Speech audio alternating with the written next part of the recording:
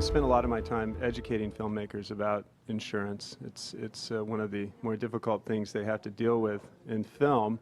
After a film is made, most of your insurance exposures cease to exist. The one important film policy that you'll need to distribute your film, though, is called an errors and omissions policy. And a lot of time that's a real rude awakening for a young and upstart filmmaker, because what they have to do to satisfy a distributor is obtain what's called a producer's liability policy. And this policy is going to cover them for things that arise out of copyright infringement, libel and slander, invasion of privacy. And one of the most important questions on this lengthy application that they complete is that they have to enlist an attorney that can confirm and verify that proper clearance procedures have been followed.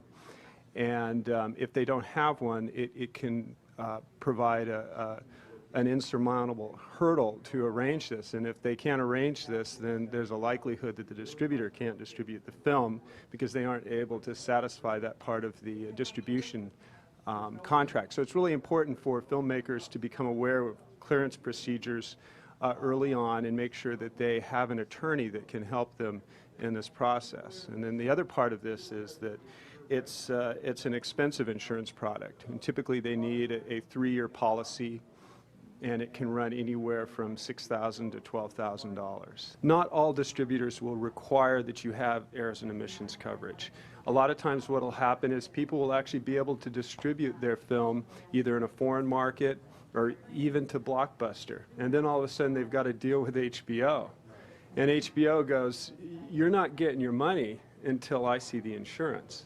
And I don't think any of us really like to deal with insurance a lot, but it can be a difficult situation. But oftentimes you'll be able to maybe negotiate something a little bit better, because if your licensing period with HBO is only 18 months, they might allow you to buy a policy for only 18 months rather than 3 years, which is a lot of times is what most distributors have in their boilerplate distribution agreement. Clearing the errors and omissions application gets your film cleared, but you can't clear the title until you submit what's called a title report. And oftentimes, for example, HBO, which is probably the most rigorous about this whole process, if you can't demonstrate that your title has also been cleared, then that's going to hold up you probably getting money from a distributor like HBO. And a title report, there's a couple of services that provide this. Thompson & Thompson and Dennis Angel are two of them that come to mind.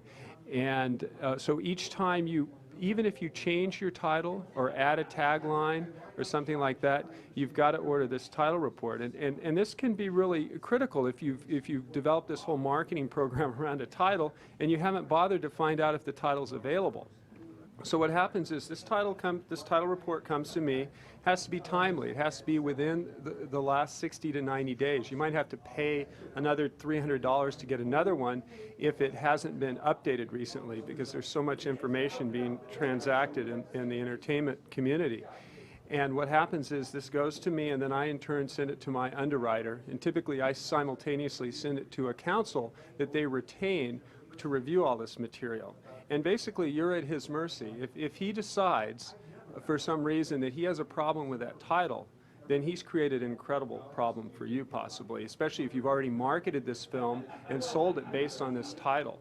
So even the title itself can be something very important that you consider early on, and make sure it's available. It's better that many people have used that title rather than maybe just one person, or something that's happened fairly currently. So that's a whole nother thing. If you have a bank loan and you have a completion bond, all of this has happened before you ever get your money. The banks want to make sure this is all done before you even make your film. But if you're an up-and-coming filmmaker, all of this is going to be foreign to you the first time around, and a lot of times it'll take this first painful and uncomfortable process to bring all of this stuff to light. If you've run out of money and your film is sitting somewhere and it hasn't been cut yet, there's a real amazing type of insurance that was created for film. It's called negative insurance. And a negative insurance policy will literally reimburse your overhead costs to reshoot that film until you have your completed project. The intent of the insurance is to reimburse you or protect you until you have your product to deliver. Now, typically they write that for a certain period of time. Most of the time a filmmaker will have his project done 9 months to 12 months. But if it's taking you longer because you run out of money in post-production, then it's essential that you extend your negative insurance coverage. And there becomes a moral hazard for the insurance company if it goes longer than, say, 18 months. They might get a little concerned. But it's important that you continue to protect your product until it's ready to be delivered. Make sure that your location manager is using a digital camera, not a Polaroid or not a 35 millimeter SLR, because your photograph bill will be astronomical. It's better for digital. It's a lot cheaper and they can take more pictures. But it's good to either videotape or shoot every inch or every part of the house that you're going to film in, so that at the end of the day, when you get out of there and someone says, hey, you know, put a dent in my wall, and you go through the pictures, well, that dent was there before we got there.